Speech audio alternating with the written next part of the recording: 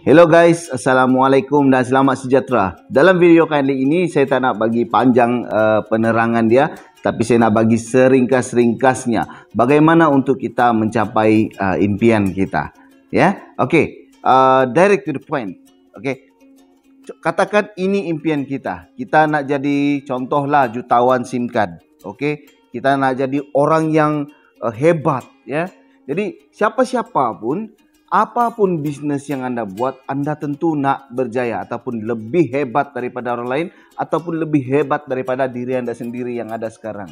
Cuma satu saja yang perlu kita tahu, jalan untuk menuju ke arah kejayaan itu bukan seindah yang kita sangkakan.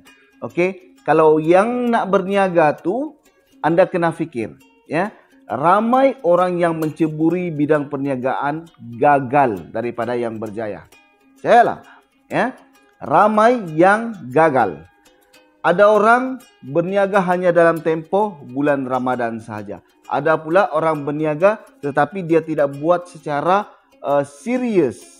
Tidak buat secara serius macam mana? Dia tidak fokus kepada dia punya matlamat dia dalam bisnes tersebut. Katakan dia sedang bekerja sambil berbisnes, tapi fokus dia tidak tertumpu kepada bisnes kerana dia perlu tumpukan juga kepada kerja dia. Jadi untuk capai matlamat itu agak jauh. Okey, saya bagi contoh yang lebih mudah anda faham. Katakan anda nak ke sana, ya, nak jadi jutawan SIM card Ton Wow. Contohlah, ya. Contoh, saya tak kata kamu nak ambil SIM card Ton Wow. Tidak, ya. Saya kata kamu nak berjaya, nak jadi jutawan ke sana kena hadapi yang pertama, pang.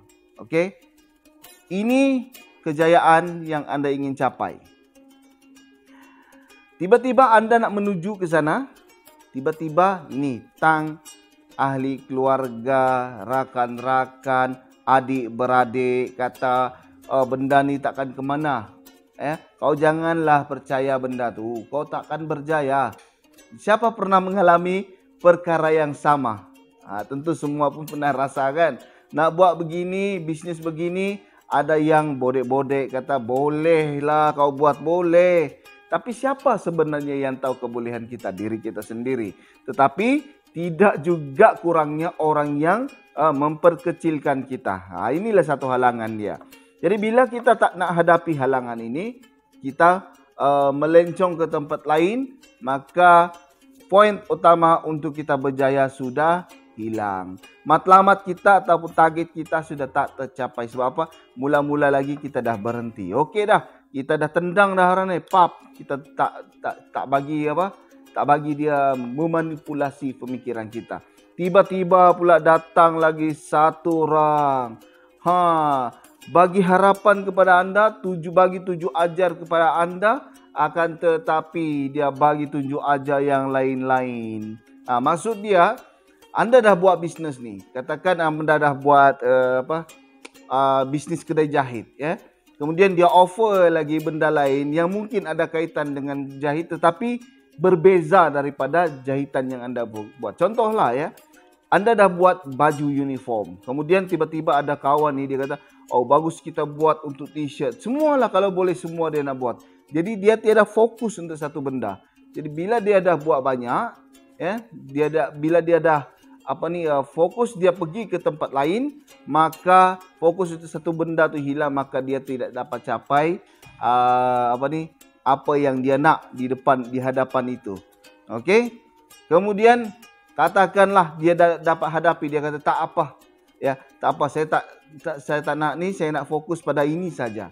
Ya, saya nak fokus kepada contoh macam saya kata tadi, kedai jahit saja.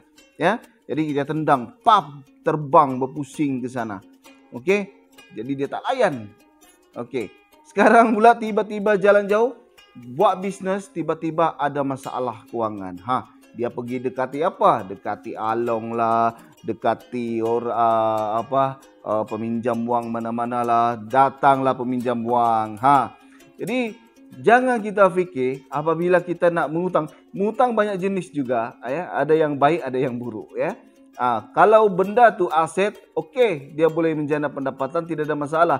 Tetapi kalau kita utang kemudian kita habiskan duit itu yang menjadi bertambah masalah. Datanglah orang bagi dia pinjaman. Tiba-tiba dia bunga dia terlalu tinggi.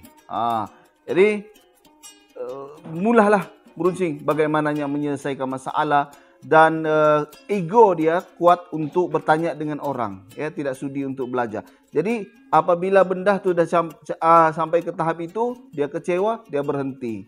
Jadi kita kena hadapi ni, ya, kena hadapi orang macam ni. Kalau boleh elakkan berhutang yang tidak ada manfaat untuk kita. Kalau ada manfaat tu tidak ada masalah. Manfaat maksudnya dia untuk kita boleh menjana lagi pendapatan selepas itu. Bukannya apabila kita utang benda tu kita tidak dapat apa. Ya, katakan kereta. Kalau kita utang kenderaan itu untuk kegunaan perniagaan tidak ada masalah. Tetapi kalau kita utang kereta tu untuk sekadar enjoy, ya, tidak mendatangkan duit, itu membuang duit namanya. Ya. Okey. Buang duit tidak ada masalah kalau kita rasa kita happy, tapi masalah dia apabila datang orang nak tarik kereta kita. Itu yang jadi masalah tu, nak bayar bulan-bulan. Jadi elakkan perkara ni, ya. Tendanglah, pam. Okey. Kemudian tiba-tiba kita punya rasa macam nak beli itu, dah dapat untung, beli itu, beli ini, pergilah shopping sana sini. Bagus-bagus dah ada keuntungan, ramai tak tahu, ya. Apabila kita dapat untung, tidak semestinya itu kita ambil keuntungan sepenuhnya untuk diri kita. Ya, kita ada had dia. Seperti macam saya hanya ambil gaji, walaupun saya berniaga, tetapi saya hanya ambil sebagai pekerja ataupun gaji sebagai pekerja di bisnes saya sendiri. Sebab apa? Kita perlu labur dulu untuk bisnes kita, bagi dia naik, bagi up dulu tinggi-tinggi, barulah kita nikmati keindahan dia. Bersusah-susah payah dahulu, bersenang-senang kemudian, bak kata orang kan. Jadi dia shopping, habis, tak ada modal balik. Yang dia hutang tadi itu, dia pergi buat shopping, habislah. Ya. Jadi mudah lingkup. Dia tak capai lagi matlamat dia itu. Jadi kita elakkan pemikiran macam ni. Bila ada untung terus beli. Ya. Dia mungkin kebanyakan orang dia tak rasa duit hak untuk dia. Faham tak maksud saya? Maksud dia tak boleh duduk diam. Kalau ada duit, terus nak cari apapun benda di luar sana untuk dibeli. Dia tak boleh duduk diam. Itu masalah dia. Ya, jadi jangan kita fikir duit itu mudah untuk kita cari. Kita semua tahu, tapi mudah pula kita untuk habiskan. Jadi berjimat ataupun bijaklah di dalam berbelanja. Okey? So, kita tendang ni, kita jadi orang yang bijak berbelanja. Seterusnya. Datanglah pula ni, ini lebih besar sedikit kalau kita nampak. Lebih besar sedikit daripada tadi. Apa masalah yang selalu timbul apabila yang ni datang, yang lebih besar? Siapa lebih tahu masalah ataupun yang selalu peniaga hadapi? Sebenarnya di dalam tahap kita nak capai kejayaan, semakin kita dekat dengan kejayaan, semakin besar kita punya cabaran. Ini masalah perniagaan itu sendiri. Ya, apabila kita sudah rasa selesa, bisnis jalan lancar, ya, kita sudah menjadi hilang tumpuan. Selalunya macam tu. Hilang kita punya fokus pada bisnis sebab kita sudah cukup selesa. Kemudian kita mulalah main golf lah. Kita dah tak peduli dah. Ada orang, ada manager saya buat, ada supervisor saya buat. Kita tak tahu dia buat taik di sana. Buat taik macam mana? Dia ambil duit ke pejabat, dia kata dengan kamu untung macam ni, last bisnis kamu lingkup. Ataupun dia hasut pekerja ke apa ke. Kita tak tahu sebab kamu dah tak ada masa untuk bisnes kamu. Jadi apabila terjadi, barulah kamu nangis-nangis. Kenapa aku tak monitor bisnes aku? Abang agak, ya, nak berniaga kena bagi tumpuan, terutamanya bisnes kita ni. Jangan hilang fokus sama sekali. Ya, kita kena selalu monitor. Jangan cukup cepat rasa selesa. nak pergi golf monitor.